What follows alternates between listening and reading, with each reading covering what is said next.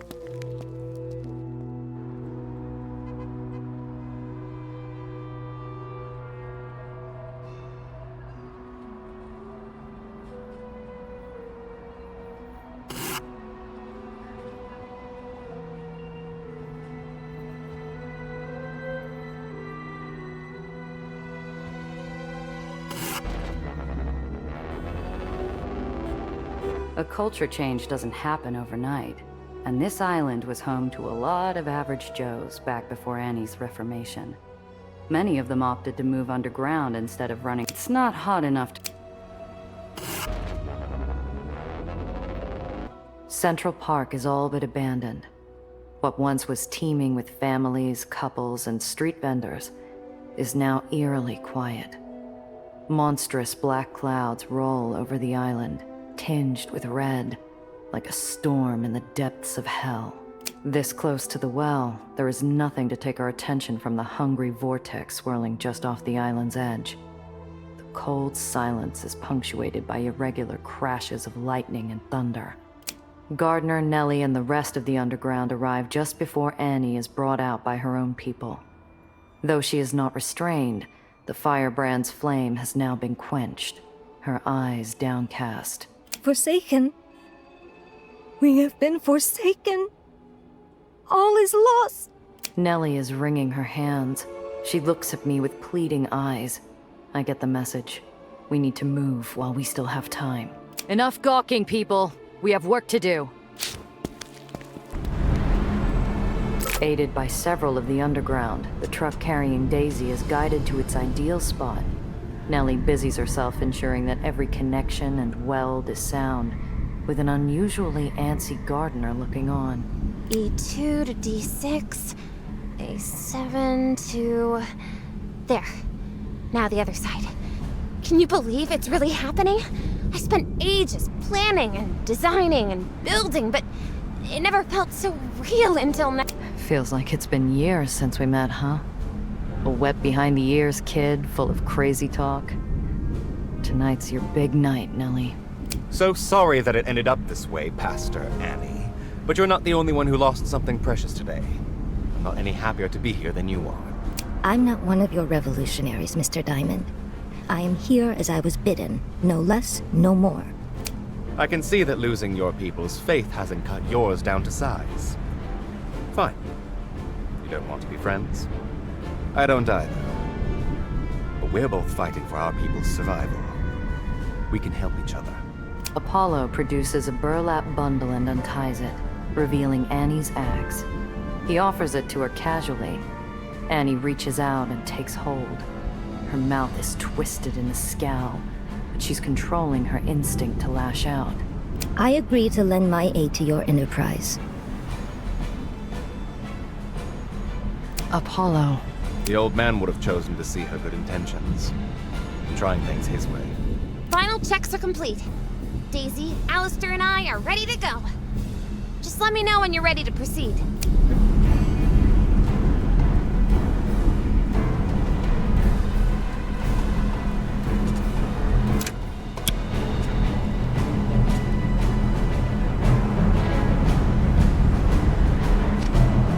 Annie. Do you think our plan has a little more merit now? Annie turns to face me. She looks at me like I'm something she scraped off the sole of her shoe. After a few uncomfortable seconds, her disgust softens to careful disinterest. Does it really matter what I think? I pledged my service. Now you want my blessing? Haven't you taken enough from me? So it's come to this. You're a prisoner of your own people. Maybe you should have sided with us to begin with instead of dealing with whatever comes next. Will your people show you mercy? I will be taken before whichever betrayers end up in charge to face judgment for, as they will no doubt put it, presuming to know the mind of God. I will not ask for mercy or understanding. What will be, will be. Bleak. Realistic. I did what I had to do.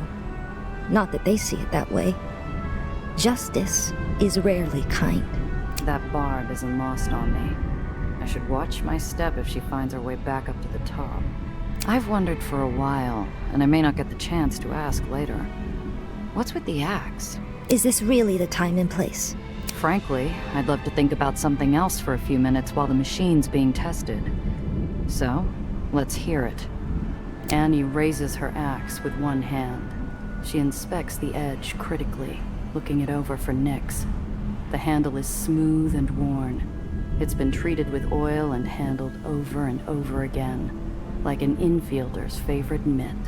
When she finally speaks again, her voice is low and husky with memory. Her eyes never leave the axe. My parents met their end at the bottom of a bottle. When I took charge of Nation's Crusade, I personally led my people to destroy dens of iniquity throughout the barony. Never again, I told myself, would I allow the easy escape of vice to lead families to ruin. Corruption had to be torn and cut, root and branch. Axes are very good for cutting diseased roots. There's some irony there, Annie. One might ask if I'm the right person to hold this tool of justice. One way or another, I will be judged, but I won't be the only one. Goodbye, Annie. She turns her gaze from me as if I were never there. I wanted to know what's on her mind, but all I learned for sure is that I'm not allowed in. As Nellie hovers around making adjustments, Gardner supervises from a respectful distance. Every so often he consults a pocket notebook, usually nodding to himself afterward. Gardner? Miss Randazzo? How's your protege holding up? Pressure's on. I wouldn't be concerned. Look at her. She's in her element, creating an impossible solution to an impossible problem. You must be very proud. She's grown so much from that young girl I first met in the uppers. I admit, part of me still wishes it hadn't involved dodging bullets and getting mixed up with nefarious types. I hope we nefarious types haven't rubbed off on her too much. I'm sure she'll be glad to get back to her research once we're done here. Gardner gives a thin smile in response. Maybe I'd better change the subject. That Annie fought like a lion. I wasn't sure we'd be able to get the amplifier, not up until the end. I'm sure you don't need my insights in dealing with that one. Just look at her. Gardner and I watch Annie for a few seconds. Her knuckles are white as polished bone as she clutches the handle of her axe. I'm well past the age of dealing with such unstable factors. But even I could tell you she's been holding the end of the rope for a long time. I hope she can hold it together a while longer. She could do a lot of damage if she puts her mind to it, even now. Quite. What do you think? Are we ready to go? As soon as Eleanor has finished double and triple checking her readings, yes. When her conscientious nature allows it, I will be ready. You almost sound confident. Aether is my life's work. The very moment she proposed her Aether diffusion device, I knew what I had to do. Best of luck.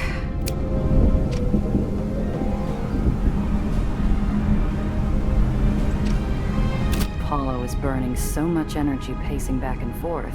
I could wire him to a generator and power 1,000 light bulbs. I stifle a sudden mad urge to laugh. The moment passes, the second he swipes his sleeve at his eyes. It isn't in Apollo's makeup to look worn in front of the troops, but I can tell he's hurting. Hiya, Hollywood. Got a slick escape plan if things go sideways? We have a budding mad scientist and her equally mad teacher working for our side. How could it go wrong? Pretty confident words there, pal. All joking aside, what if... What if it fizzles out? Our little geniuses will cook up something new, no doubt. Don't fret, darling. You'll see. Today, or tomorrow, we'll come up with that fourth ace we need. The heroes always win in the final act. You're incorrigible. At your service. Annie really puts it all into her fire and brimstone sermons. Think she would play well in the pictures? Honestly, she's got some charisma, but not the kind that translates well to the silver screen. She's someone who could, and did, lead people to a bad end. Who knows? Maybe she'll gain some perspective now. Perspective? Sometimes we have to suffer a loss to understand what was in front of us all along. Sam died to bring her into our little plot, Gia. I don't think I'll ever forgive myself for that. I can only hope she makes something good out of all this tragedy, but it's difficult. She reminds me of myself, but without the old man to keep me in check, you know? Annie stands in the distance, looking up into the well as if she's never really seen it. Her face is a blank mask now. I can't fathom what must be going on in her head. She'll pull through, or she won't, darling. Like all of us. Hey, I'm no mind reader. Penny for your thoughts? Keep your penny. How do you think I feel? I feel hollowed out, beaten, broken, tired. I miss the old man. He should be here instead of me. It's hard to believe he's gone. Sometimes he made me so mad I wanted to hit him. Sometimes I wanted to walk out on the whole thing because I felt like he was too weak, too cowardly for what we were trying to do. Now that he's gone, maybe I'm the one who's the coward, afraid to keep going without him. He was a rock. He took everything life threw at him, and he was still there, still working, still there to listen, to care. Apollo looks out over the horizon and rubs the back of his neck. I'll miss my friend. I don't think I'll ever stop. I should get back. Thanks for the talk, Apollo.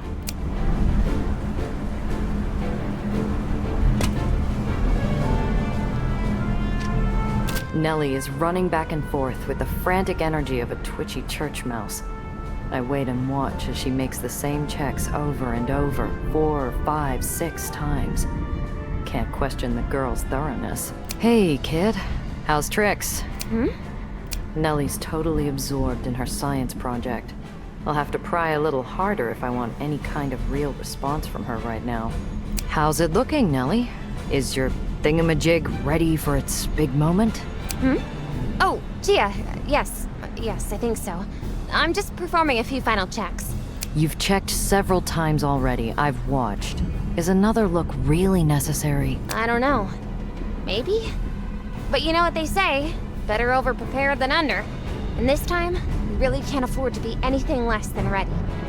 What if it doesn't work?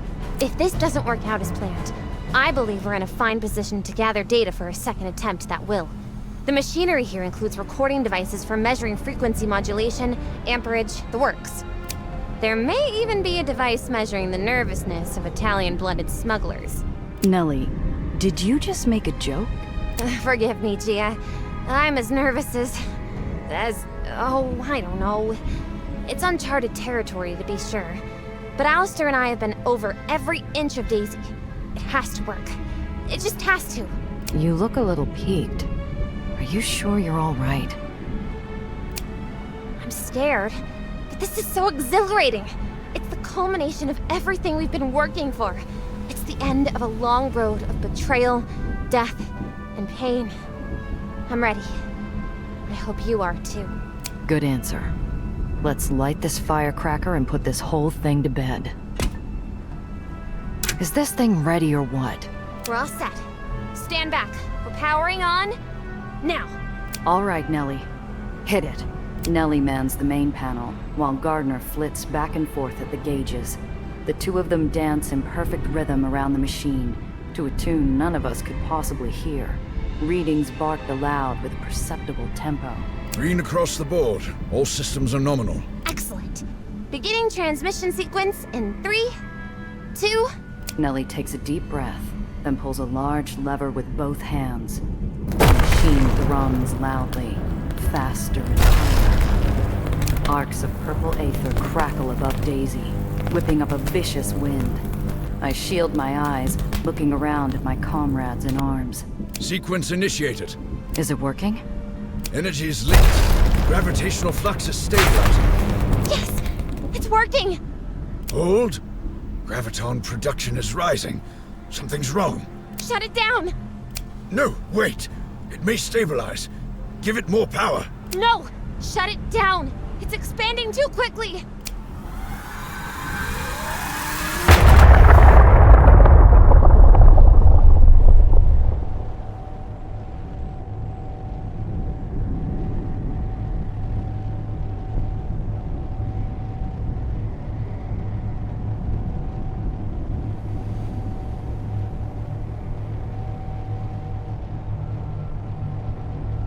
Debris, cars, trees, rubble, all go to feed the insatiable, unstoppable hunger of the well. Someone is screaming at the hideous sight, and I realize it's me. My throat is raw, torn from cries of grief. No! It's impossible! I was so careful! Shake a leg, people. We need to get out of here. Move, move, move! I'm aware of people running, tripping, screaming, crying as they run breathlessly to the vehicles. But I can't move a muscle. The next thing I know, Nellie is at my side, her hand on my shoulder. Gia, I don't know what went wrong. It should have worked. Do you hear me? It should have worked. I don't want to see what happens next. I don't want to think about all we've done, all we've sacrificed, everything we've survived, just for it to blow up in our faces. We haven't saved anyone today. We've killed them. What did you do? I don't know. Everything checked out. You have to believe me. I swear all of the levels were correct. Professor Gardner and I triple-checked everything. Looks to me like we haven't done much good. It looks to me like we made things a hell of a lot worse. Like maybe we should have left well enough alone. Spittle flies from my mouth. I'm shouting and I don't know why. I just need to let it out and Nellie is there, and before I know it, I have her by the shoulders. What happened? What on earth happened? Why didn't it work? Nothing. It was all going as planned, and then... And then what? You forgot a part? You pressed the wrong button? What happened? I don't know. I believed in this. Hook, line, and sinker. It's my fault too. I should have known. You... Tears spring forth from Nellie's eyes and she rounds on me angrily. Distantly, I know that what we are doing to one another is wrong. but the storm blustering nearby is nothing compared to the rasping of my lungs. If you think I'm going to stand here and be lectured to by a self-confessed murderer, 8-Shot, you're very much mistaken. Or did you forget that nickname of yours? Why not ask Needles about how you never make mistakes? Or Mr. Blanc? Why not ask Sam? Oh, right! Because they're just another stepping stone for gunslinging, wisecracking Gia Randazzo. Eleanor, we have to go. We're out of time. I numbly watch as Gardner and Nellie brush past me, the fatherly mentor guiding his sobbing charge to the truck that carries their precious, worthless device. The engine rumbles to life, and they begin their retreat. As the last of the wind from the device dies down, I look around and see that I am alone, except for one other soul nearby, on her knees before the terrible supremacy of the well's hunger. Annie's face is unreadable. Maybe she can't comprehend how much of this is her fault, how she played games with her people's lives. Not that I'm any better.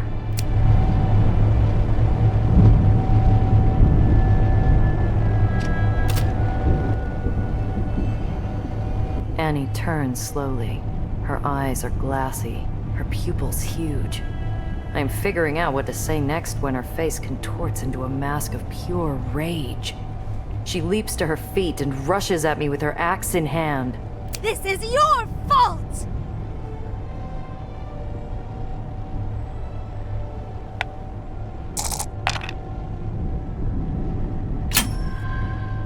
It's more instinct than training that has me diving to one side.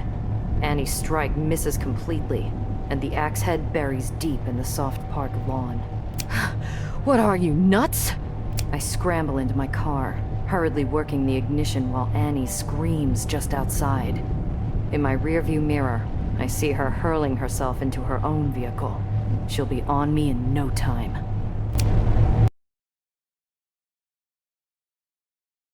I sneak a peek in my rearview. Annie's all over the road, face twisted, mouthing Old Testament curses. That tank looks hard to handle. Her repulsors are screaming in protest with every turn, punched through with bursts of gunfire. I swear I see the tank almost tip over, leaning on a single stabilizer as she wrenches herself back onto my tail.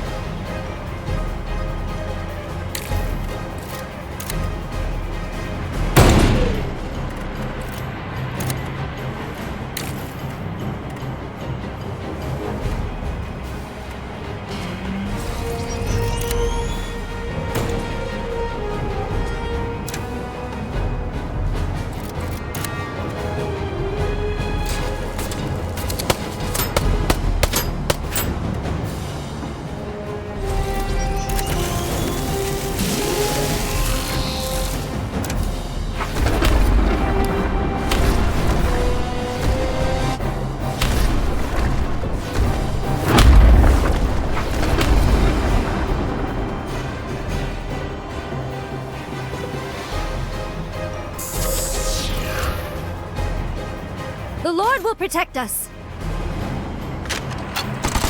The darkness will not overcome us.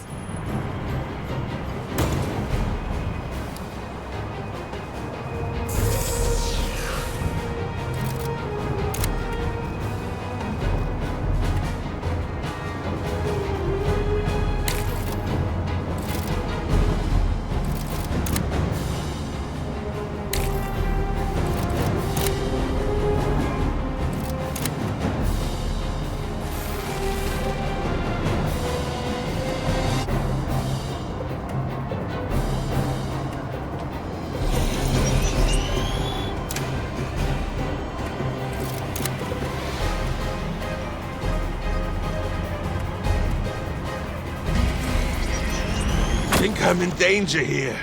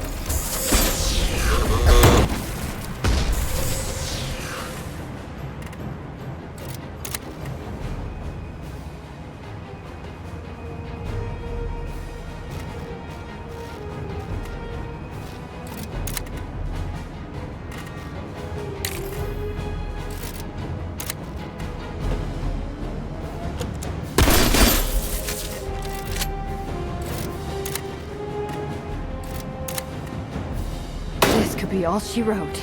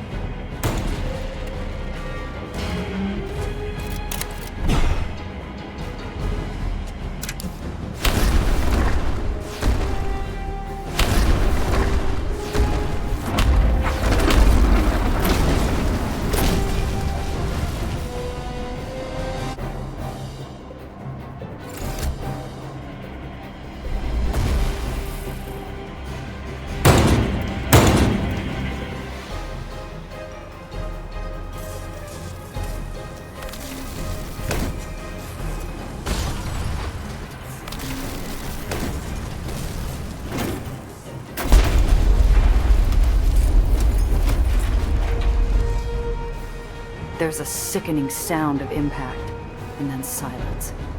Annie's not in my rear view anymore. I pull over, heart racing in my chest like a champion thoroughbred. A rising torrent of smoke is billowing into the air. Annie plows her tank into the front of a church. As I watch, the far half of the building disappears in an enormous fireball, the ammo in Annie's tank igniting. Bits of twisted metal and glass rain down over the pavement. I can't tell if Annie's alive or dead. I'm about to leave the scene. There could be innocent people in that church. Damn it. I need to have a look. Who knows if or when a pump truck would even get here.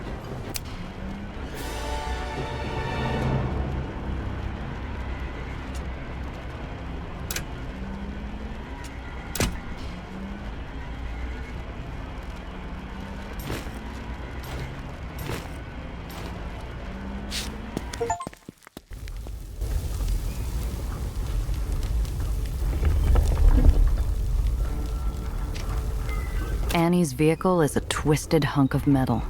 It should have been a death trap. I'm amazed it's not.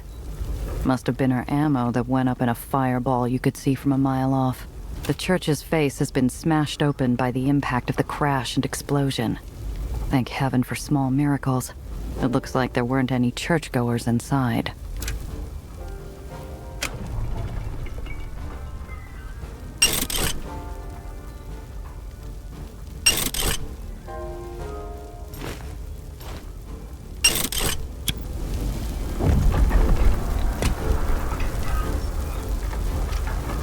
I have to stop and rub my eyes.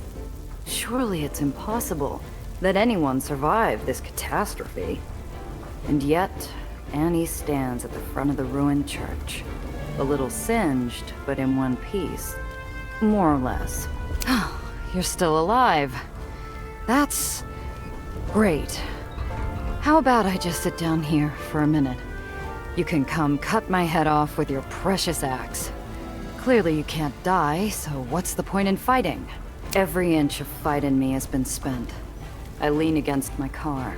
The metal is hot from the engine, but I don't care. I wish I had a cigarette. Then I remember that I quit. Annie shuffles over toward me. Despite my earlier look at her, she's hurt. Probably whiplash. Maybe just coming down from the shock of it. She uses her axe as a cane, then sits on the sidewalk in front of the church, head down. It all seemed so clear. What I should do. What I did. To guide a lost flock, sometimes you must convince the sheep that there are no wolves. I misled them. But for their own good. What the hell are you talking about? Was I so wrong to do divine work? Did I presume too much? How did I fail? I was to be the guardian of my flock. Or was that the sin of pride? Seems to me that maybe you're alive for a reason. Maybe instead of sitting here on the back of your lap moaning, you should get up and get on your way. Go do something. Why'd you do it? Why did you lie to your own people?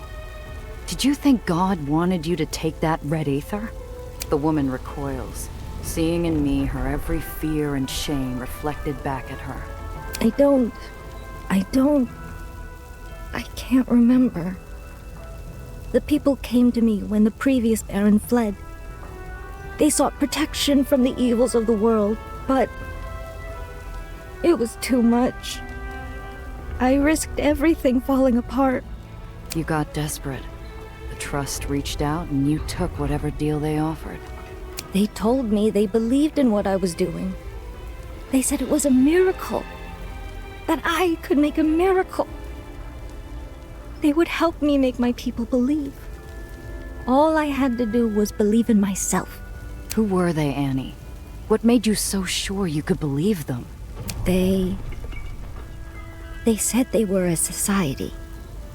Very old, very powerful benefactors. That they'd deliver the city into the future. Was this the future they meant? A lot of your people are still alive. You need to get them out of Nation's crusade before the well swallows everything. Go save them. even if they don't believe anymore. I did everything right. I protected them. I saved them. And all I did was bring ruin. I am bound for hell for what I've done here. It's the moment a raging star goes supernova. Billions of years lighting the heavens and suddenly realizing that its fire wasn't going to reach eternity's end. No big speeches, Annie. Not even for your guilt. If you ever truly cared for your people, then show them now. You can still get some of them out. You, of all people, to give me counsel. God help us, we're going to need it.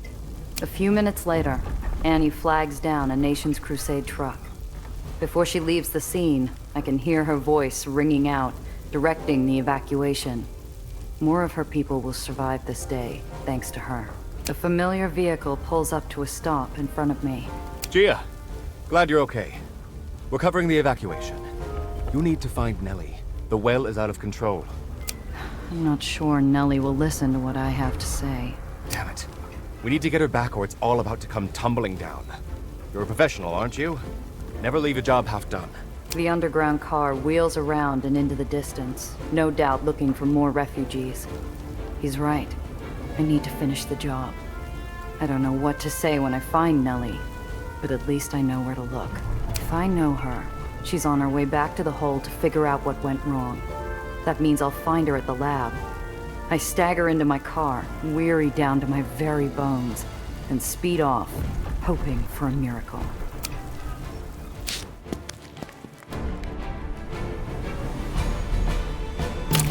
I'm a shade standing at the end of the world.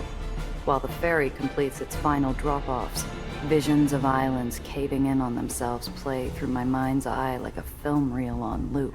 I distract myself, wandering the walls and cabins in search of the girl who tore the barony apart. Instead, I find Benny, sitting on the catwalk, shoes dangling over the abyss. He nearly bonks his head on the railing when I walk up. Jiminy crickets, lady. Anyone ever tell you not to sneak up on a fella in thought? Have you seen Nellie or Gardner? Nah, not since the whole Nation's Crusade fiasco. I swallow down a lump of scalding disappointment and make to continue the search. Hey, Gia, can we talk? Off the record. I need to consult with somebody about this story. Benny's fidgeting with his fingers like a lightning bolt in search of an Aether rod. For once, the smartass who pretended to be years older looks his proper age. I take a seat beside him. He shuffles, leaving room for my feet to dangle over the gloom with his. So, this story. The Underground hired me to be their bullhorn. I get my scoop, the people get the truth, the Underground gets PR. Not a bad deal. The towers, that frocked fraud, a secret dance hall, kid stuff. Everything after? It's important, but I don't know how to write about it. There's no bread big enough to sandwich it. It's written across Benny's face as cleanly as one of his articles. The Civil War, Sam's final sacrifice, Nation's Crusade crumbling. It'd be a lot for anyone, let alone a kid. I ruffle my hand through his hair. Though he lets out a token whine, he doesn't pull away. We sit there a minute, us and our thoughts. Look, Benny, sometimes there's no silver lining. Yeah, we won a war and toppled a baron. But even that don't feel good. Why'd you talk Annie into staying, anyway? Annie was looking for a way to make things right. All I did was point her where to do it. You really think she'll follow through? I don't know. But I'd like to believe it wasn't only snake oil she was preaching. Benny nods along, doubtlessly jotting my answer in some cluttered corner of that busy head. About what happened. I thought Nellie had it. Not now. All I want to do is find Nellie and figure out how we're fixing this. The ferry lands, rocking our legs. I help Benny up and we head to the pier. I scan the remaining off-boarding faces. My heart sinks when a certain blonde's not one of them. Mr. Throg, seen Nellie around? No, ma'am. Not since she and Mr. Gardner went to Nation's Crusade. She could still be okay, right? It was a madhouse at the end. The Underground was herding people onto every available ship. Maybe she caught another ride? Maybe. I'll check the lab. Let me know if you hear anything.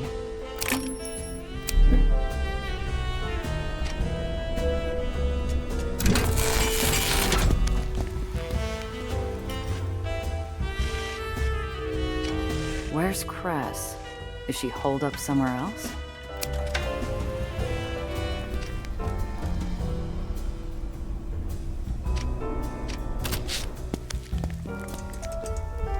Apollo's gone. Must still be evacuating Nation's Crusade. Cress? What are you doing here? You mean, why aren't I banging away on some rusted bucket of bolts? The radio beeps, followed by urgent voices crying for help from some distant corner of the city. Cress holds up a hand and I wait for her to finish. I'm busy. Someone needs to hold down the fort while Apollo's gone. Until then, tune-ups are on hold. Cress, are you okay? The hard shell Cress shows to the world looks cracked, exposing the weary heart underneath. Sam's dead. Nation's Crusade's Aetherians lost one of the few baronies friendly to them. And I'm stuck here, waiting, hoping the well doesn't take Apollo out too. So yeah, how do you think I'm feeling? Look, if you need to step away from the radio for a bit... I can handle it. I can't fix everything, but I can keep our people organized. The calls continue to pour in. With every tense muscle across her body, I'm reminded Nation's Crusade hadn't been just another barony to Cress. Do you think I made the right call? Yeah, you did. Under all that fire and brimstone, she's still a bleeding heart. You just reminded her it was there. And without a barony to tyrant over, maybe she can go back to her roots. Let's hope it sticks. Have you seen Nellie? Don't talk to me about your ray of sunshine. Look, Cress, I'm not entirely happy with her either. But Apollo told me to find her. If we want any chance of fixing the well, we need her. You mean the well she made worse? Her device destroyed Nation's Crusade. Sam gave his life to get her access to those towers. And that priss couldn't even be bothered to stay and help? I could have argued in Nellie's defense, but the impulse lies as still as a fallen Aetherian. Giovanna? See you soon, Doc. Need something? You know where to find. What's the word? See you later.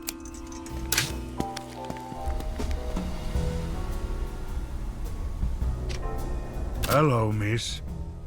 You've always got your eyes on the skies. What do you think about the well? What do I think? Nasty storm, that. Kind you can't outrun. It's getting worse. I know. You don't seem too worried about it. Throg's already gravelly voice tumbles into a deep crevasse of foreboding. What good's worrying do? I've seen enough disaster in my lifetime. At least I can see this one coming. Take care.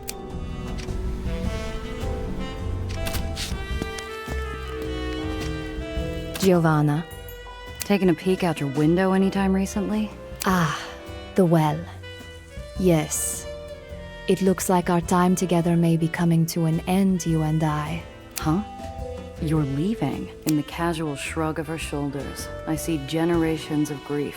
Entire lives abandoned with their hopes left to freeze in the cold. A melancholy acceptance of our fragile and temporary reality. Wouldn't you? This place has been comfortable. But if things continue this way, I will take my business elsewhere. You are welcome to join me, if you like. We have a plan, Tiana. We're going to fix the well. You don't have to go anywhere, I promise. I have heard such promises before. I don't mean to offend, but I have learned not to rely on them. You can rely on this one. We're fixing it. And you can stay. That would be lovely.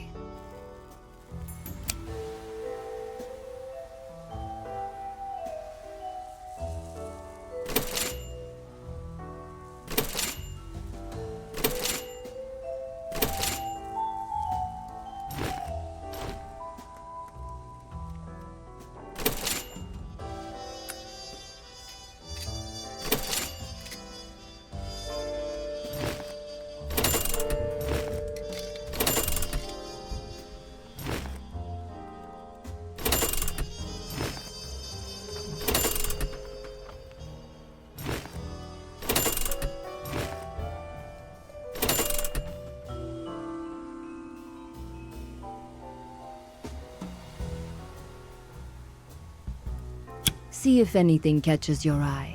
Do widzenia.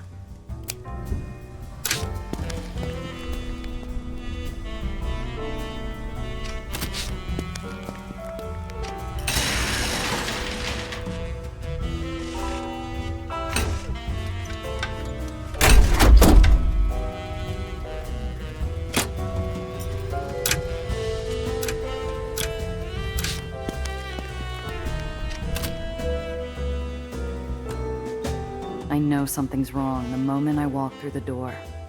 Nellie's little lab away from home usually smells of Bunsen burner coffee, ozone, and chalk. Neither that or the scientist are there to greet me.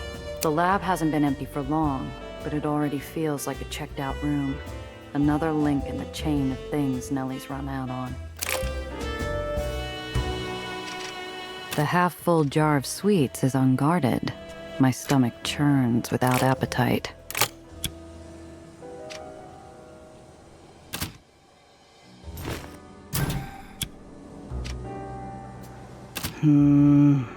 All this time spent trying to build something to save the lowers, just to have it torpedo us. Maybe I should have let Nellie and Gardner sail away on that ferry back to the Heights. At least this would have been Olympus Park's mess to clean up.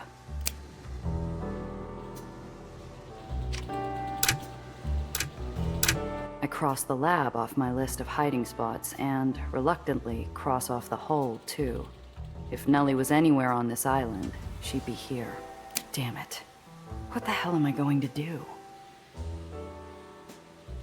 Mr. Blanc might have been the best, but he's not the only stem on the grapevine. Tiana's got a fleet of fences on call, the Underground's got their network, and Needles usually has an ear out on smuggler routes. A memory cuts my train of thought down to the quick. I believed in this, hook, line, and sinker. It's my fault too. I should have known. Why not ask Needles about how you never make mistakes? Or Mr. Blanc? Why not ask Sam? Oh, right! Because they're just another stepping stone for gunslinging, wisecracking Gio Rondazzo. You're pathetic. The trail's not cold yet. The Underground's running evacuations. If anyone knows where Nellie and Gardner could have gone, it's them. Nellie, you run off half-cocked and you're going to wind up vaporized. I can't let you do this when we're so close with Annie. I got her to Annie, and look what happened. Who said I need to chase the kid down? Nellie always comes back eventually. Unless... could Nellie have run back to the Heights? My gut says no, but doubts it's the... People like us don't change the world, Rondazzo. We survive it. Be a shame you had to die because you didn't learn when to walk. I'm ramming into walls. Every thought crashes into a bitter reminder, making me ache dearly for a taste of tobacco and a week-long sleep. I haven't felt this way since Valentine, and I have even less time to feel sorry for myself. I need to clear my head. Like Zio used to tell me, we do what we can, and when we can't anymore, we win, Skip.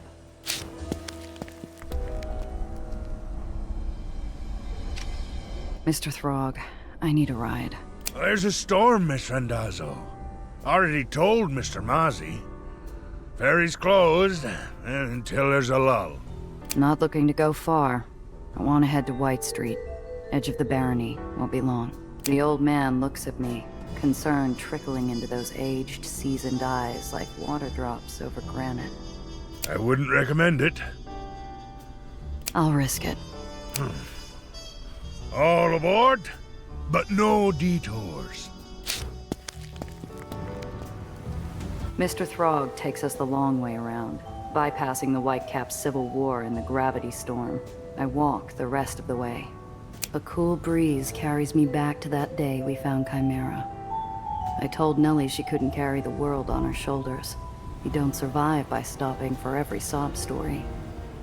When did I forget that? How soon before the well starts tearing apart the rest of the lowers? Nellie said she thought the well would be beautiful. Hard to appreciate the hurricane when it's barreling at you from your doorstep. I'm a smuggler, not a swashbuckling comic hero. I stuck around over a missing briefcase, and what did it get me? My car gone. My rep slapped with a Baron Killer label. An assassin gunning for my head. And another job gone to hell. Fixing the well, saving the lowers, that's above my pay grade. I've done my dues with the Underground. Nothing's stopping me from cashing out. Paulo can get someone else to find the kid. I should have learned from Valentine. Letting the job get personal gets you hurt. Even Zio knew that. For a moment, I smell his cologne. The hard back of the chair in Valentine's waiting room jabs into my back while Zio lectures me. Maybe I would have listened more carefully if I'd known it'd be my last talking to. Niels knew what he signed up for. In our line of work, doing the job comes first. Failing that, choose yourself. Always have another way out, Giovanna. Oh, Madonna, I wish I could talk to him. What would he say if I'd spun him a yarn about a bird from the heights, the well, and my dilemma? Any job can be worth the risk, even if zeros come attached. You are not being paid to take on giant vortexes in the sky. Sounds straightforward enough. As I form the words, though, they curdle in my mouth like wine turned vinegar. I try a different question. Okay, Zio, but that's for clients. What would you do if I was the kid in over her head? Would you take on the well for me? For you? Well, obviously that's different. Your family. I blink back a sudden flash from an old wound. Zio Alfonso had said something similar when he decided to handle Valentine. Would he have volunteered if he'd known it'd get him killed? The Lowers had enough tragic heroes, and Sam won't be the last. Was Nellie worth risking my neck any further? I heft a stone. Skips are even, I get back to work. Skips are odd. I hand in my notice and get as far away as my savings will get me. I let the stone and my fate fly. 1, 2, 3, 4, 5. My stomach immediately curls inward. I peer over the edge, watching the stone tumble into the red-hued clouds. That should have settled it. The job's above my pay grade, but something keeps me anchored. A vision of a girl standing on a taxi platform, with a heart big enough to light the world, and make me believe it. Damn it. Who am I kidding? I couldn't leave needles for a crate of cargo. I sure as hell can't leave Nellie to face the well on her own. If I can patch things up with Piotr, I can patch things up with Nellie. I close my eyes and breathe. For the first time since Central Park, my head's as calm as a blue sky. Better get back to the Underground and figure out our next move. Gotcha. My only warning is a voice that'd have death itself uttering prayers. Tobias Dufresne, a man twice dead, stands at my back, pressing his gun into the back of my head. How? It wasn't the first island I've been thrown off of. Shame you didn't try a bullet to the head. I'm a breathing corpse, trapped between my personal revenant and the edge of an island. A choice between a gunshot and 10 seconds of sky under the eye of a raging red vortex. Dufresne, listen to me. We've got bigger problems than your contract. The well destroyed Nation's Crusade. Unless I find Nellie, it'll take out the rest of the Lowers too. Not to worry. That's no longer your problem. Best make peace with yourself. I'll give you a minute. As a professional courtesy. The shadow closes in, ready to usher me onto the final ferry. But I grit my teeth in defiance. I'm not about to let some scarred-up black hat punch my ticket. Seconds ticking, I look for my way out.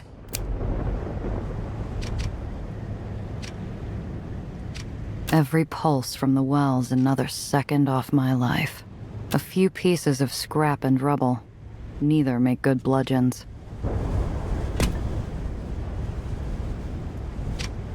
There's only one thing holding back the torrent of cold sweat.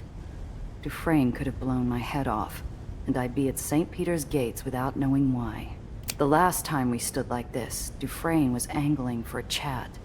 If he hasn't shot me yet, maybe there's something he wants more than another notch on his dash. I take stock of my options. They're not good. I've got myself, my revolver, and a pocket full of skipping stones. But if it's a choice between a slim chance of survival and a hole in the head, I'll roll the dice any day. Luckily, Dufresne's still playing with his food. If I get my gun, I've got a chance. Time's up. Any last words? His iron presses against me like a set of razor-sharp claws around my throat. Whether I live or die, I know who I am, and what my final gambit has to be. I've got more than that. I got a request. Our game on Coney Island. You never answered my final question. What's your deal, Dufresne? For the briefest second, there's nothing but the press of the barrel. Slowly, it drags across my skin, as pensive as a steely claw.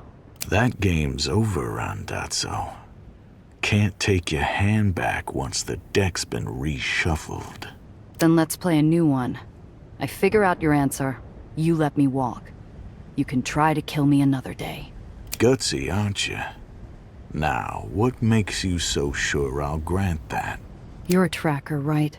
You dragged yourself up the edge of an island to hunt me down. Never struck me as the type to leave things unfinished. The wind howls around us, drowning out the pounding of my heart and any sound that might give away what's going on through Dufresne's head. You got 3 questions. Use them wisely.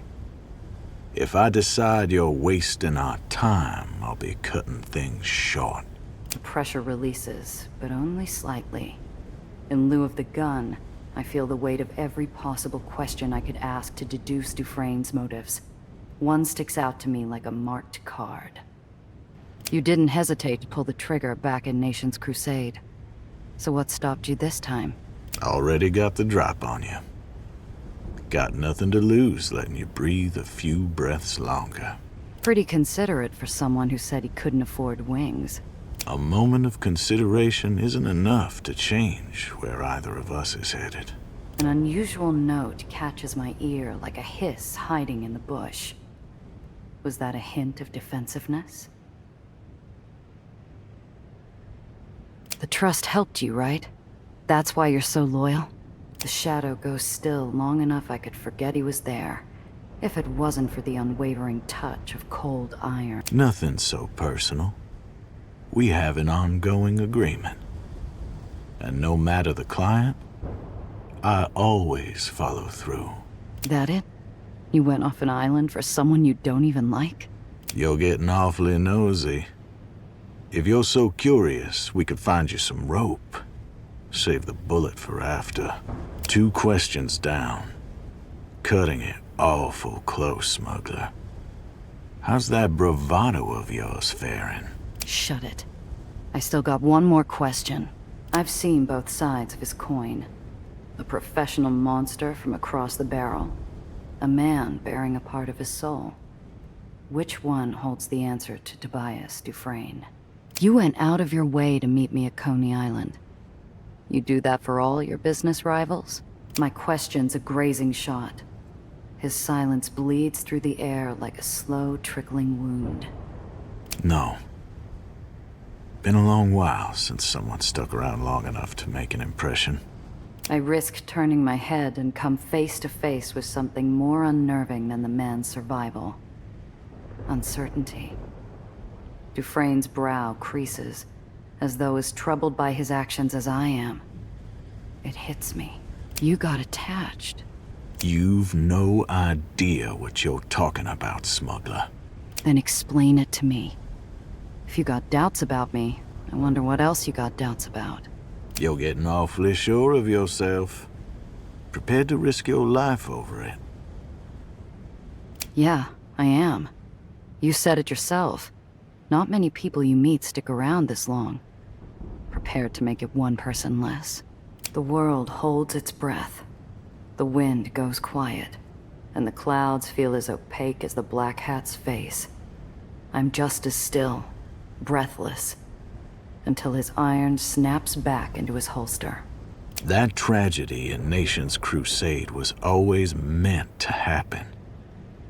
Next time, it'll be worse. What do you mean, always? What the hell's going to happen? He answers me with papers produced from his coat. You're sharp. You'll figure it.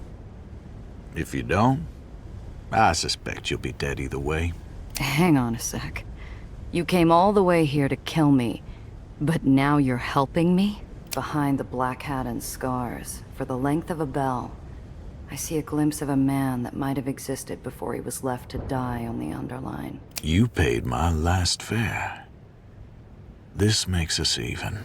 Dufresne steps away, leaving me and his contract behind. Dufresne, look after yourself. He smiles, as serene and deadly as sheathed steel. Oh, I intend to. My employers are currently occupied. If they send someone, well, they know why they hired me. He leaves me with a mysterious stack of papers and the rumbling well. It's only a few sheets, but I'm sure whatever's in it, Mr. Blanc would have traded half his collection for it. I start reading. My eyes immediately leap to a file on Olympus Park, the tragedy that started this all. Tucked along orders are instructions, schedules, entry and exit points, even routes to plant the explosives.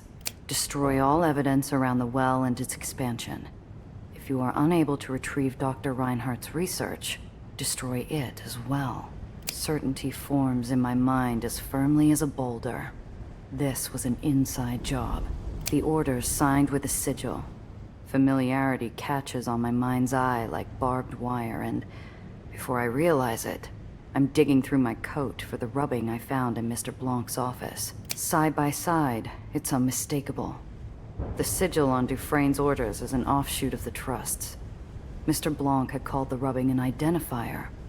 Whoever's sigil this is, they must be someone in the inner circle. One order stamped with a bright red stripe. I might not know what codes the Trust uses, but I've seen enough secret smuggler messages to recognize when it's urgent. Suspend all activities related to Dr. Reinhardt. As you've shown repeatedly, retrieving a young runaway girl is outside your area of expertise. Another approach is required. Remain on standby until instructed otherwise. Though I'll never regret keeping Nellie out of Dufresne's hands, I feel a sympathetic twinge. Dufresne was called off between Ellis Island and Coney. What changed between then? My number comes up. Cold dread seeps into my bones like a soul narrowly avoiding the executioner's axe. Randazzo's made herself a nuisance. Get rid of her before the Aether diffuser is activated. Afterward, immediately vacate the lowers. New instructions to follow upon my return. The chill becomes biting. Dufresne's orders don't explain why I had to die, or how they knew Daisy was going to fail. But when did the Trust learn Nellie's device was an Aether diffuser? In the Private Mania comics, the panels always go as bright as light bulbs when the detective solves the mystery. All I feel is a blistering itch that burns like a hand held over an open fire. Dufresne's employer is the inside person. They didn't just know about Nellie's research. They knew how to get Dufresne into the Heights without getting him caught. They were someone with a hand on the pulse of everyone involved in this job. Dufresne, Nellie, and me. They knew what we were doing, and that Daisy was doomed to fail. And they didn't just have an altered copy of the Trust's sigil. They had a signet ring I now recognized from long before I opened Mr. Blanc's safe. Gardner. I need to get back, now.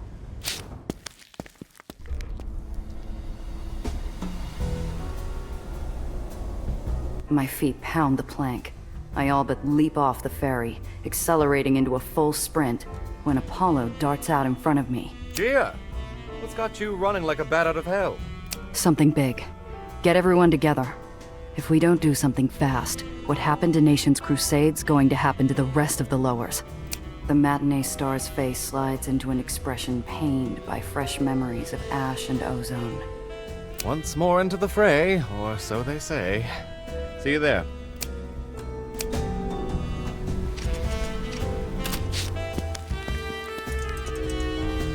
Everyone trickles in. Cress with her squared shoulders, Sophie with her hardened eyes, Luca with his big hands tightly laced together, and Benny with a bouncing leg that won't quit. I rip off the bandage. There's an occasional outburst and question, surprisingly moderated by Apollo, but everything comes out. By the time I'm done, the room's a steaming kettle of shock, fury, and betrayal. Well, that just tears it, doesn't it? We knew the Trust had its people everywhere.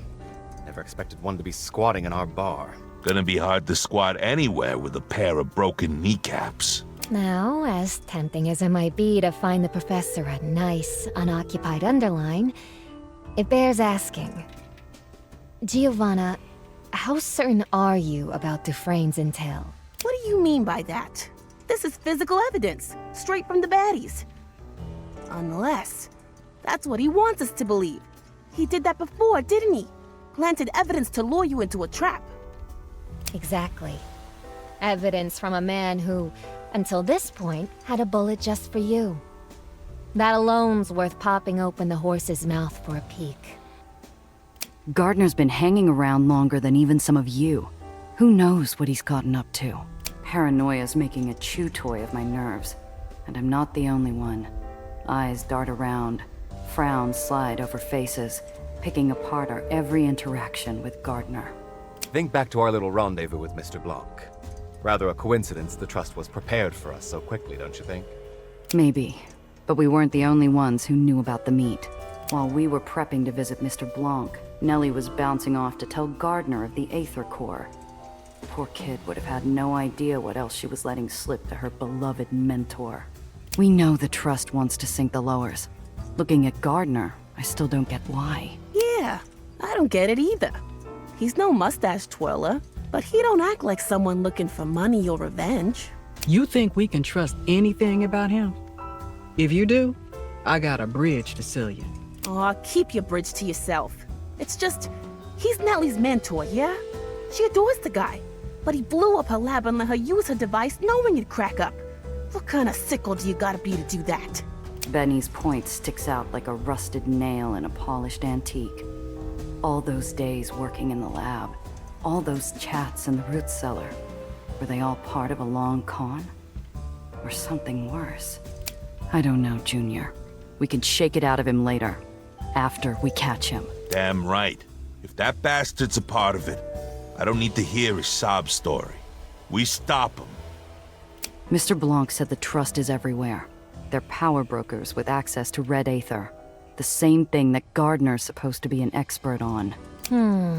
Not quite as neat as an open and shut piece of evidence, but it'll have to do. I'm sure we can get something more solid out of the old dear's own mouth. Oh, yes, very fascinating. Now leave the whys and the hows to the biographers. We got a well out of control, a scientist MIA, and a villain setting her and us for a fall. Gia, tell me you're closer to finding her. The trip to White Street had been enough to clear the blockers from my mind. There's only one road I could see Nellie taking. Nellie came to the lowers to fix the well. It's why she stuck around even after Gardner showed up. She seemed like the type to give up. You think she ran off to try and fix it by herself? Wouldn't be the first time. Without Annie's towers, she'll have to go to the source.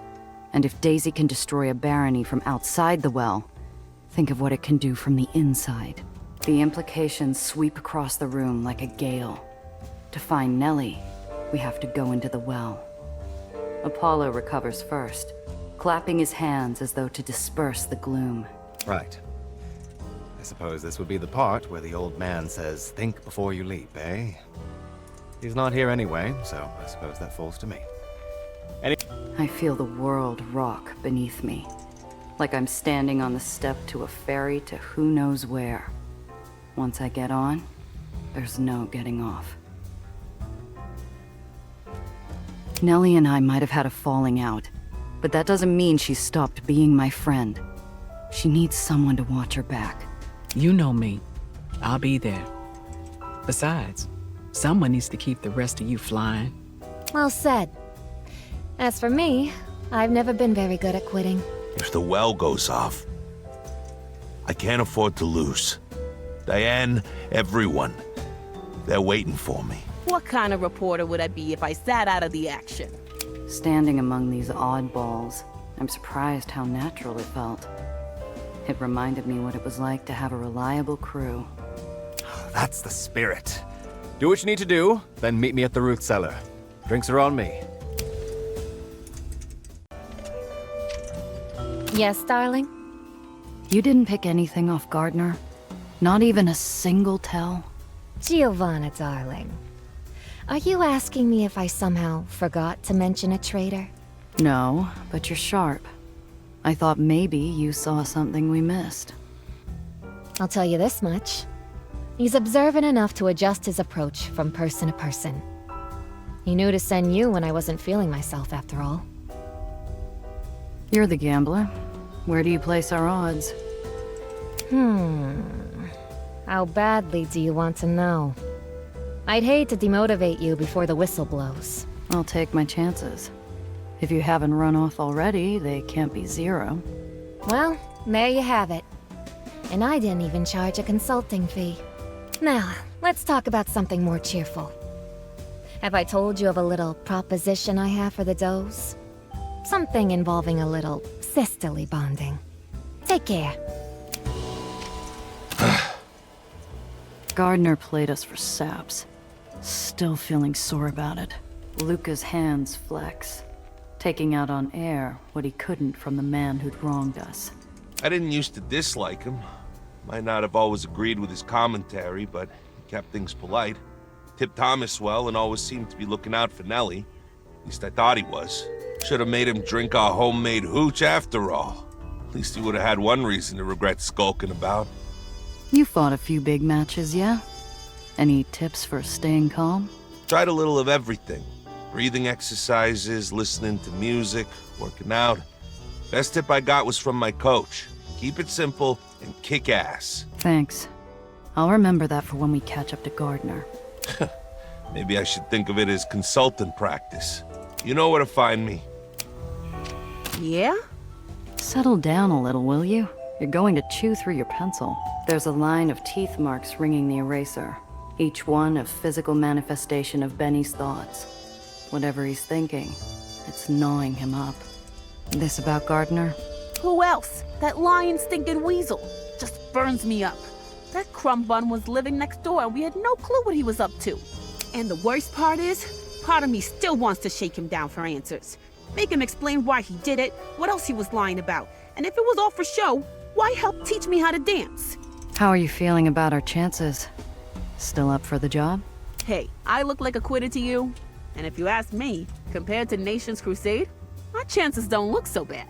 Wait, you seriously believe fixing the well is easier than what happened in Nation's Crusade? Yeah, Nation's Crusade had us fighting on multiple fronts. We were taking on Blacktails, Bucketheads, the Axe herself, and betrayal from within. This time we've only got Gardner. Once he's down, all we gotta do is explain the sitch to Nellie. Have her do her science thing, and boom, the well's taken care of. Already thinking of a headline. Something hard-hitting enough to make you sit up and listen. See, I've been eyeing the radio in the lighthouse, and it's given me some ideas. If you hear something juicy...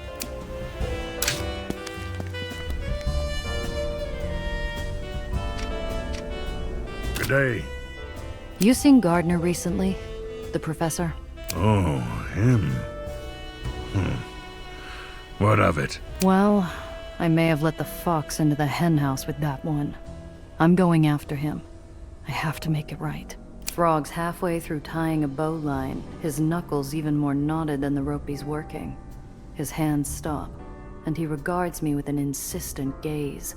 You know, he came to me once, this professor. Sometime back now, asking a bucket full of questions. Like you. My face must betray how much I resent the comparison, because Throg puts up a placating hand as he continues. Questions, they're like people, all wanting something different. Your questions, miss, They're fine by me. Him, though, his questions were greedy, casting out one line and hoping for a big haul. Well, I wasn't about to bite, if you take my meaning, miss. What did he ask you about? Don't matter. He got nothing. You go and do what you have to. If I can help, I will. Clear skies to you. Giovanna. You spend much time with Gardner? What do you think of him? Gardner. Tiana turns her head and spits on the ground, performing a complex series of spiteful gestures clearly meant to guard against evil. I chuckled to myself. Never liked him. Let me ask you, do you think you will kill him? What? Come now. We both know where this path ends. Do not turn away from it, Giovanna. Few people get the chance to remove such evil from the world. I don't know.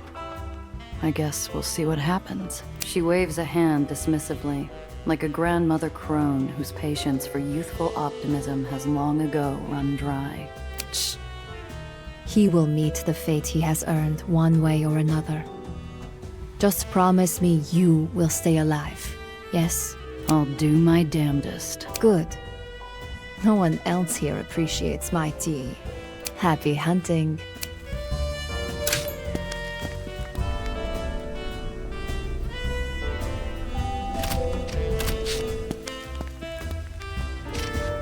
Gia. If anyone was wary of Gardner from the jump, it would have been you.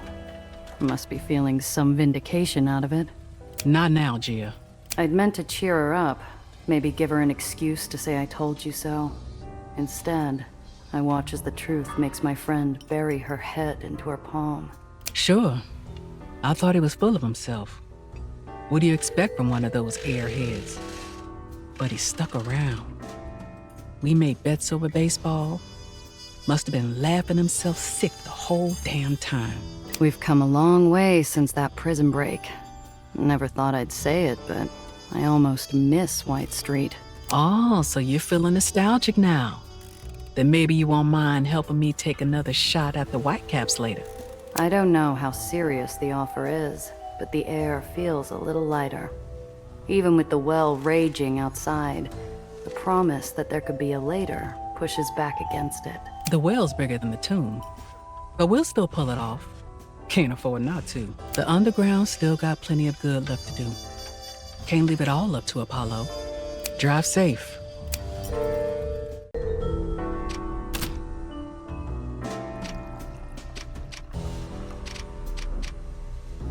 There's a crook in her neck as Cress hunches over the table, leaning heavily on her metal arm. A piece of paper cowers before her glowering eyes. Who you writing to? Unless you've taken up doodling. Home. My folks haven't heard from me in a while. Figured they want to know what happened to Annie. And about the well. About Sam. Cress looks up. Her eyes are dry now, but small, wrinkled watermarks mingle with crossed-out lines on her page, showing that a few tears had managed to spring free. I don't know what to say, really. What if Nellie can't fix things? Do I tell them to leave the city? They'll get the terriers sent after them. Do I tell them to stay? She's a metronome, swinging back and forth, never resting on any answer or word. The pendulum only skips a beat when Benny comes over, summoned by the smell of paper and ink. Oh, wow, Cress. I didn't know you were a writer. What are you writing? Can I read it? Do you need any help? Before she can say no, I pull up another chair so that Benny and I can turn her into an angry, grease-covered sandwich. Hey, what are the... No, I really don't need your help. Dear Mother and Papa, I miss the family chickens. That's your opener for your letter? Even my mail home isn't as depressing, and they still live in the burrows. No. You need more something. More oomph. What is it you want to say? Our angry cut of roast beef finally gives into the rye with a deep breath and a plop of her pencil. It's been so long since we've talked. The last letter I sent, I promised I'd be out of all this. Doing something more. with a garage on a real island. I think Papa reads my letters to everyone in the free home, too. I'm still that rat that got out. I don't want to disappoint him. So we have to be impressive. Okay, there's a lot of different ways we could skin that cat. You've led a revolution, made friends with a famous reporter. Oh, gave my car a real gal job. You've, Sometimes I forget he's only 13, but as he deflates of his optimism and ideas, the larger-than-life child that had been fighting alongside me finally shrinks back to his original size. If you can't write home about yourself, just talk about Benny, or Soph, even Luca. Or the famous 8-shot Randazzo. I've already told them about her. You have? What did you say? You should tell them about me then. I'm famous in some parts of the city. They might have heard of me. Would sound real impressive if you're friends with Benny Big Mouth. He's lit up and barely staying on the ground. I don't think I'd seen fireworks with a shorter fuse. If you need material, I could tell you stories. I bet everyone in your parents' free home would love them too. Come on, what do you say? Cress looks up to see an excited whelp, his smile wriggling off his face, his pent-up energy shaking his knees. Come on, you old mechanic. Throw the cub a bone. I'm sure they love a story. It's not every day they get celebrities in the Undercity. And he's off, racing down memory lane while Cress tries to keep up on her page. Okay, there's this rich guy in Silver Parks. Real knack for being all seedy. So I have to get into this sauna of his, right? And all I got is a dress from my cousin Maria, but she's a bit older than I am, so... Yes, darling? Until next time. What's the word? If you hear something... Gia, see you soon.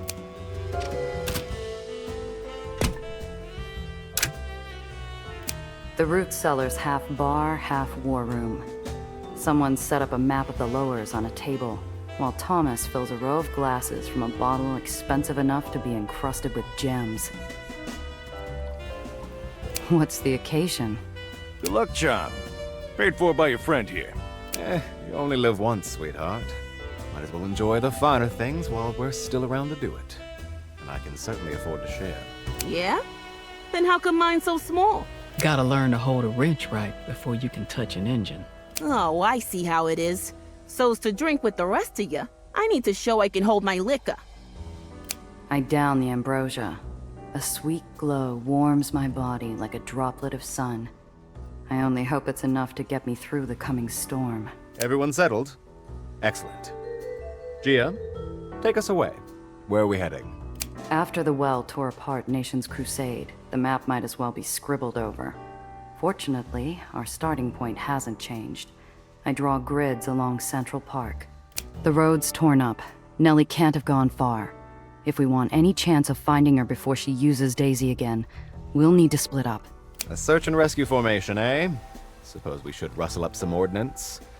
If Gardner's who we think he is, no doubt he's got more than one attack dog. So we enter the well, avoid any nasty surprises, and get to Nellie. And after that... First, we stop her using Daisy before it blows up the well.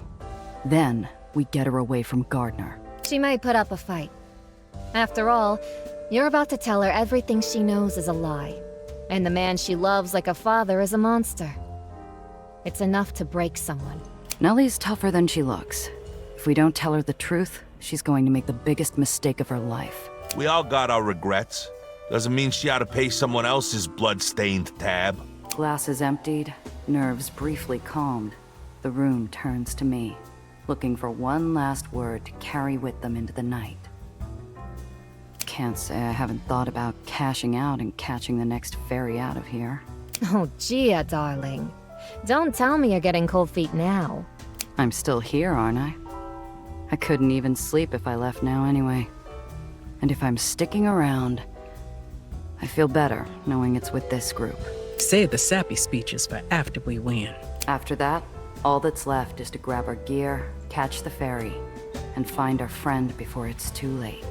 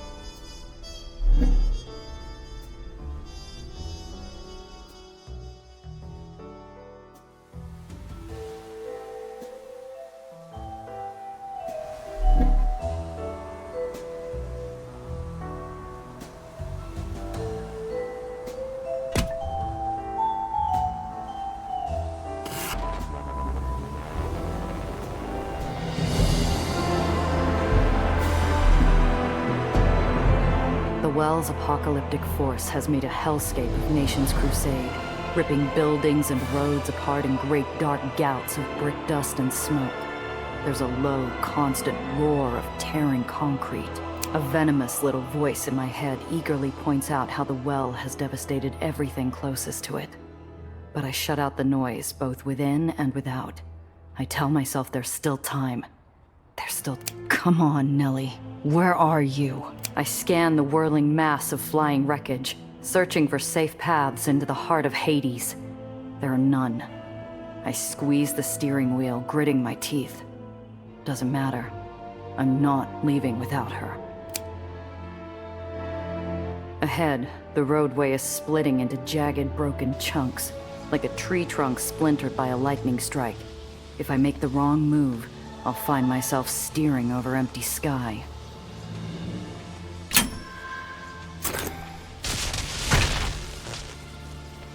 I suck in a deep breath and crush the accelerator. As the highway tears itself apart, I'm wrapped in sparking Aether discharge, and I shut my eyes against the acrid sting. Then I'm through, basking in open air, and I finally let out my breath. Ahead, the shattered remains of a hotel churn in a spinning funnel of gravitational force, forming a devilish whirlwind of steel, brick, and glass that could rip my car to pieces.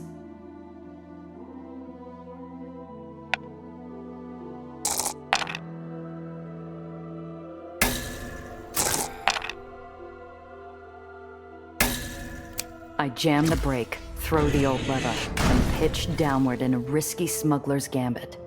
I manage to roll out of the path of a deadly spear of crumpled I-beam, but no Crazy 8 is ever totally clean. A stray chunk of steel marquee sign, I distinctly spot the TEL, slams off my rear bumper, carving a scar into the bodywork and sending me spinning. I limp away, out of danger for now.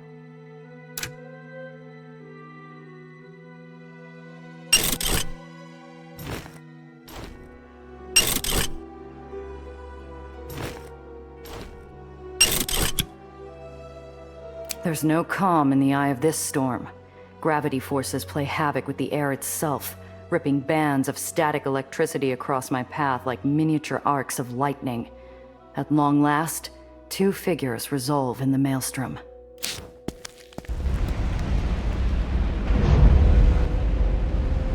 Nellie's body is rigid with confused frustration, her platinum curls buffeted by the Aether winds as she tries in vain to rouse her mechanical creation. Next to her, a beast dressed as a kindly old professor is entreating her to leave. At the sight of him, I feel a jab of hot fury punch through my forehead like a railroad spike. I don't understand. Daisy, what's wrong with you? I'm afraid we're out of time, my dear. Let's get to safety. Hey! Their shock at seeing another human being in the midst of the chaos is matched only by the anger sprinting through my veins like frothing coursers on the hunt. Gia? What are you doing here? Get away from him! There's no time! We have to get clear! I don't want to speak with you right now, Gia. I'm busy. This grease spot lied to all of us about the bombing at the Institute. He looked me in the eye and lied to me. He was the one who lit the fuse. That's a lie! Dufresne took his orders from Gardner, Nellie. He always did. I'd never even heard the name until I met you! Your machine isn't working because he's been sabotaging it. She's a criminal, Eleanor! We can't listen to her! I brandish the file folder like a prosecutor making her final damning accusation to the jury. The proof's all here, kid. Have a look at your precious mentor's ring while you're at it. Nellie takes the folder, pinning its pages down against the gusting winds. We both watch Gardner hide his hand behind his back as he sputters an indignant retort. Honestly, are we finished with these theatrics? We don't have time to entertain your flights of fancy, Miss Randazzo. Nellie scans the evidence, dropping loose paper to flutter off like dead leaves. The well howls around us, echoing Gardner's impatience as he tries to snatch the files from Nellie's hands. She swerves away from him, and he shouts in anger. It's a forgery! My dear, don't you see? She's not your friend. She's trying to trick you. Professor? Show me your ring, please. Eleanor, listen to me. We need to get somewhere safe. If you would... Show me your ring! With a flick of my coat, the black aperture of my 7-shot jumps up to stare Gardner right in the eye. His cheek twitches involuntarily. Better do as she says. If we don't activate Daisy, the well will destroy the lowers. Innocent people will die. And I'll scrape the filth off the bottom of New York's shoe. And I'll be celebrated for it. I can't believe this. Professor, please. There must be some mistake. You couldn't have been lying to me all this time. I was. Every word, every moment. My designs are far beyond your understanding. For such a smart girl, you're actually quite stupid. There are mechanisms at work here you'll never comprehend.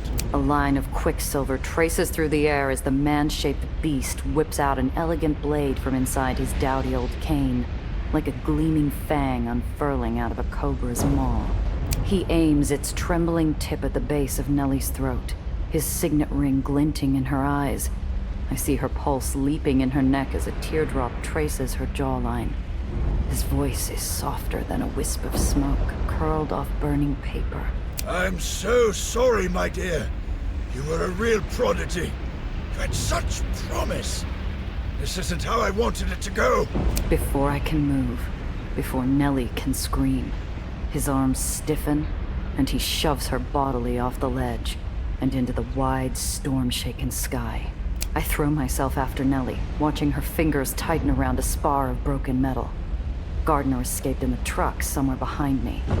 Doesn't matter now. The fluttering white form of my friend dangles off the edge of the world. A sweet porcelain doll about to tumble down a rabbit hole into the dark. She's out of reach, and her grip is weakening. The wind rips tears from my eyes, the gale screaming like a chorus of banshees around us. I make one wrong move, and it's over. But I don't care what happens to me anymore. I search my whole scummy life for a solution. Surely all my experience, everything I've been through, should have prepared me for this. If I don't have the hustle for this, Zio, what good was any of it?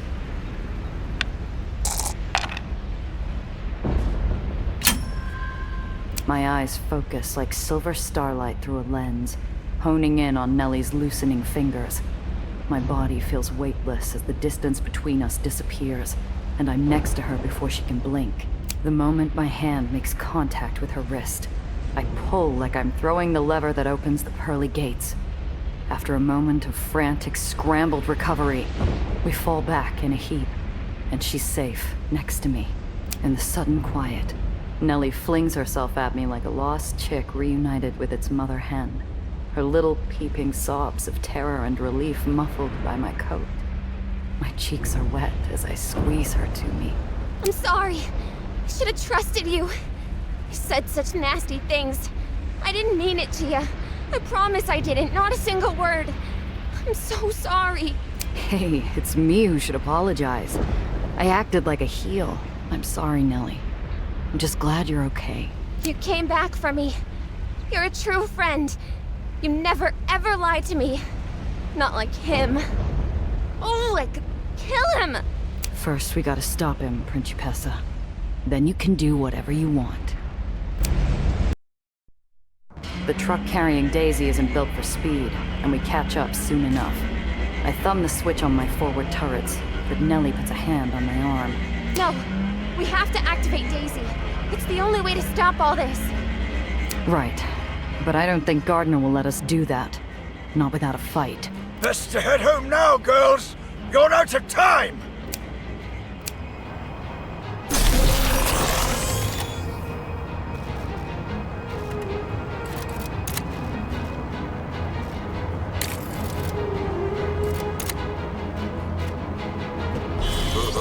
Hey, I'm still paying off this heap!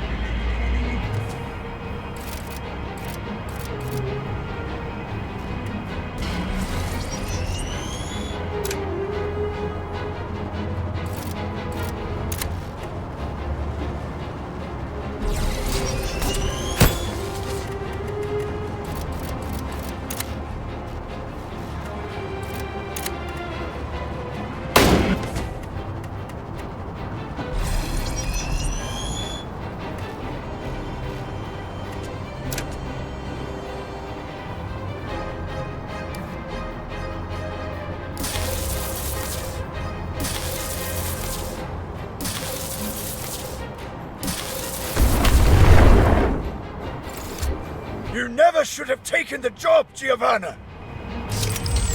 My insurance don't cover this kind of monkey business.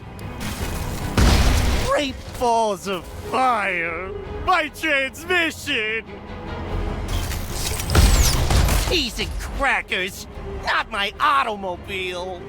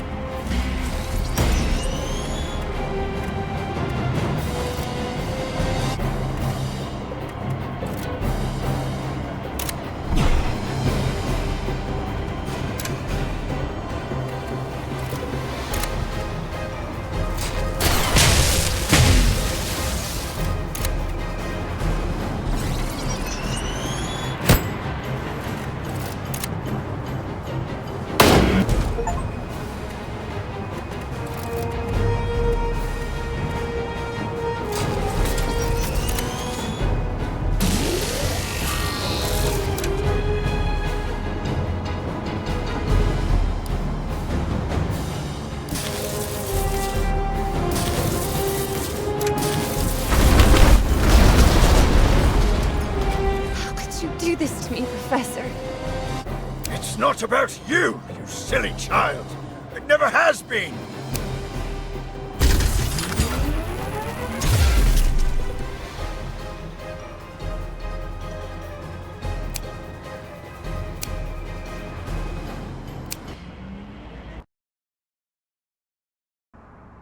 This is futile!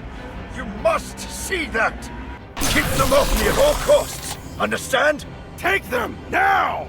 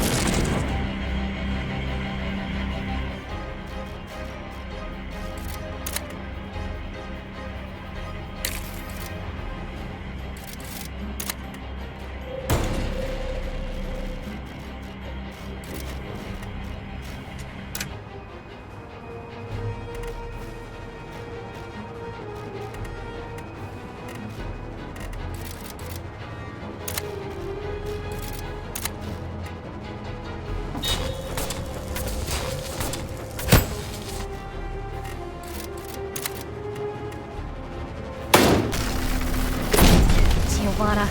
I'm not long for this world.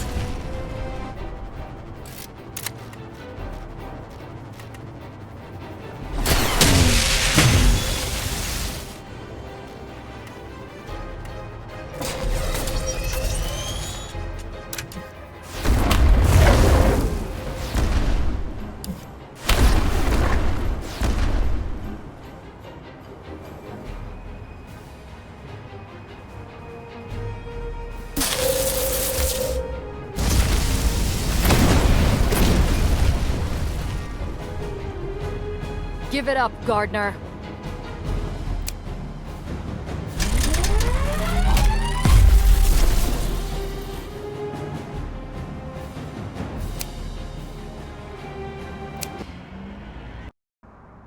I won't let you do this! You can't stop it now. No one can.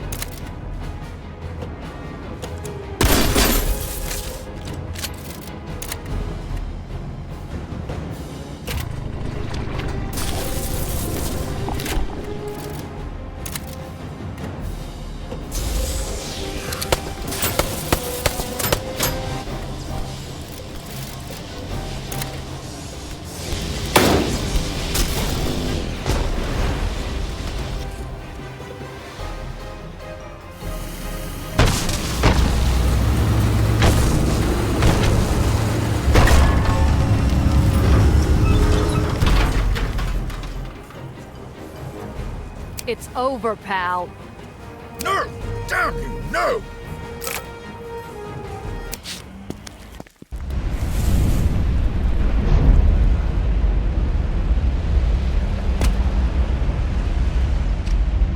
The beast Gardner dangles off the edge of the world, fingers scrabbling at the broken asphalt. Fear pours off his coat like a noxious fume, rank as a line of soldiers. Please! Eleanor, help me! Murderer! You killed my friends! You lied to me! You're the worst person I've ever met, you pisshead! You bastard! She seems even more surprised than me at the curses jumping from her lips. But then she juts her chin, seeming to conclude if ever such a wanton lapse of politeness was justified, it is now. I'm slipping! I can't hold on! Nellie turns to me. There's no trace left of the lost little bird I met that day in the uppers. She looks at me, reborn from the ash of betrayal and strife. No more a child seeking permission, but an equal asking my counsel. Don't make this a moment you regret. Okay. Nellie reaches for her mentor to help him up. Gardner reaches back, hooking his claws into the fabric of her blouse, yanking her towards him, towards the open sky below. You ruined it! Nellie!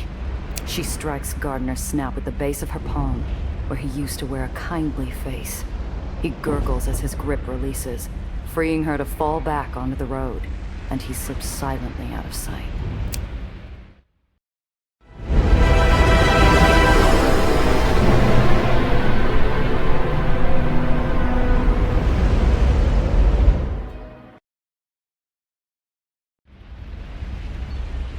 Nellie quickly identifies the poisoned thorn Gardner hid inside Daisy, an innocuous switch strangling the device from within. She shakes her head at the plain, simple boldness of it, and flips the switch. Nellie takes my hand as the well collapses before our widening eyes.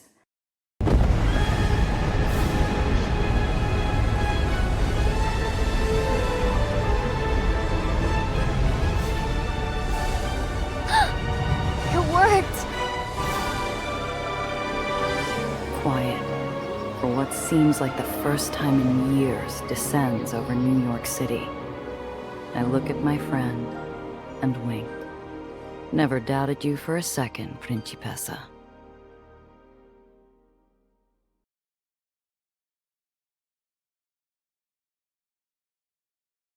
When the well's haunting shroud was lifted, the countless barons of New York felt fear where others experienced relief.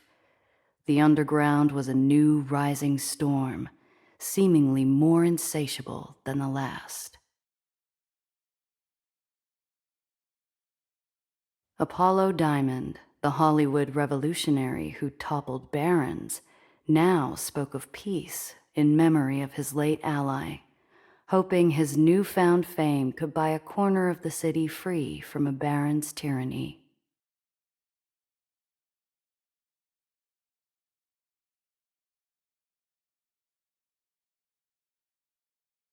In the bustling aftermath, one voice remained loud as ever.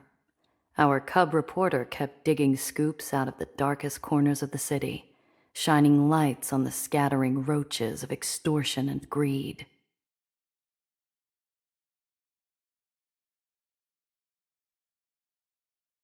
Along with his trusty bat and camera, Benny carried an undeterred obsession with focus, Cress's parting gift as she sent the boy out into the world to fight corruption.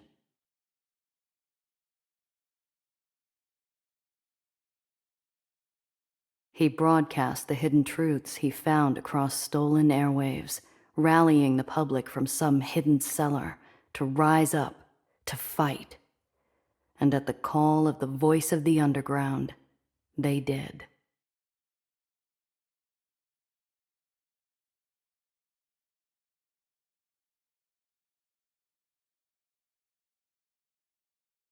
While the people made noise, one corner of the city remained quiet, rebuilding after the well nearly tore it apart. This new nation's crusade, however, shut its borders, closing itself off to the world.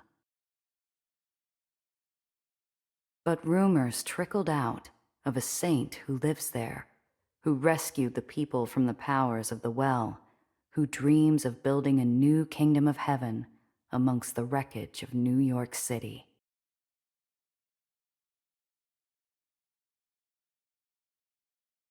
The papers said it was the empty vault that caused Marm to pull the Dutch Act, but they weren't there. They didn't hear the shattering of her heart when her daughters together confined her to a cage.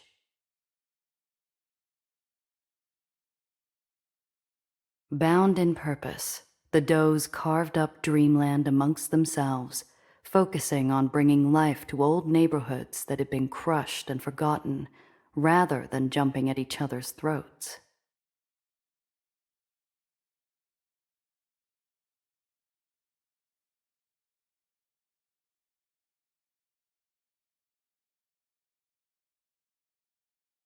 It had been Marco's dream to lead the Union in Dreamland, not Luca's.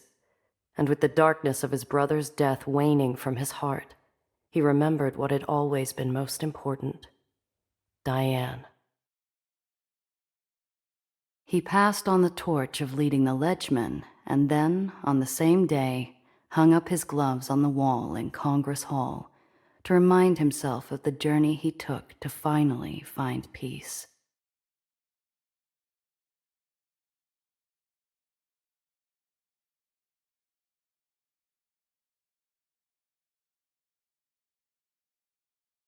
Sophie had given up any claim at becoming a Baron, but she hadn't given up on Dreamland. The Does still needed to be held in check, communities rebuilt, and the people given hope. Winnie trailed after her, hollow eyes giving way to a sweet and confident smile. The two rarely parted, and before long, the mousy girl from the gutter was giving soapbox speeches right up there next to Soph.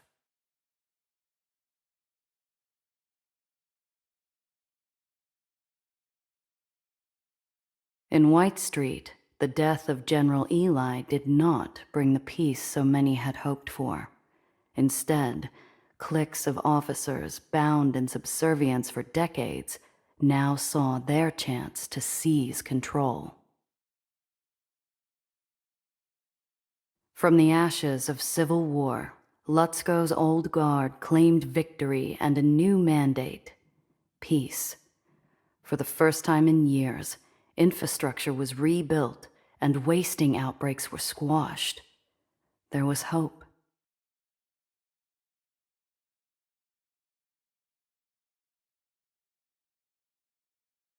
I had expected to find Cress elbow deep in some machine with the news coming out of White Street, but instead, I found her alone, listening to an old record and packing her bag. She was leaving.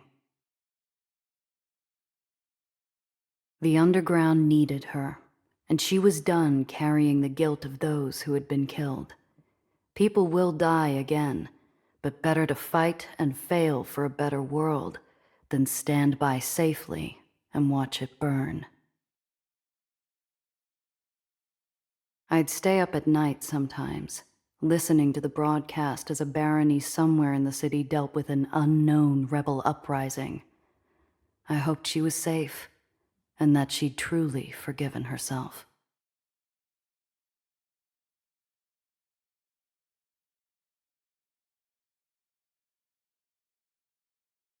The world had changed. 3 barons brought low, the well gone, red Aether on the streets. But what really kept me awake at night was the sound of a cocked hammer humming against my skull. To this day, there's not a crowded street or empty alleyway that isn't haunted by specters of a black hat. I still wonder if those glimpses are my mind playing tricks, or if death finally made a ghost of the hanged man.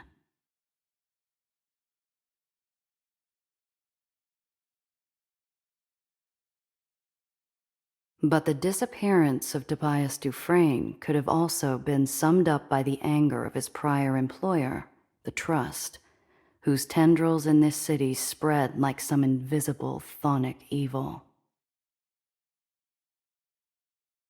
The death of Alistair Gardner only left me with more questions.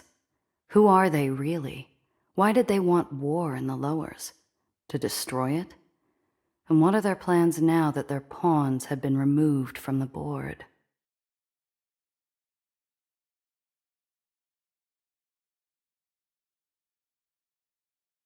Nellie couldn't stand the thought of leaving us to safeguard the Lowers all by ourselves.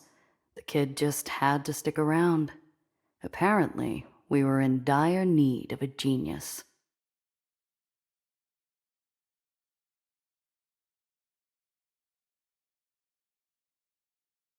Before long, we had to expand her lab to accommodate a growing list of projects for total strangers. Whether for water, food, medicine, the good doctor couldn't turn a soul away, and one by one, she made the lowers brighter.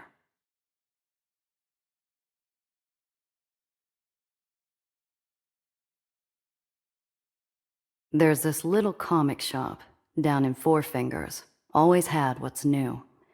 So when the clerk handed me that month's special, I couldn't help but laugh at Zio's hat and my 7-shooter gracing the cover.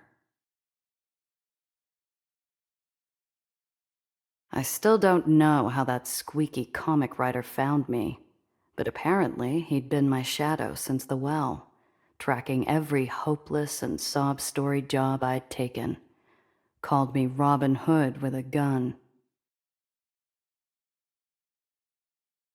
Question after question, he grilled me. Why did a smuggler work for free? Or help Aetherians and nobodies? Why did she stay in the lowers? Before I drove away, I told him straight. Someone had to play the hero.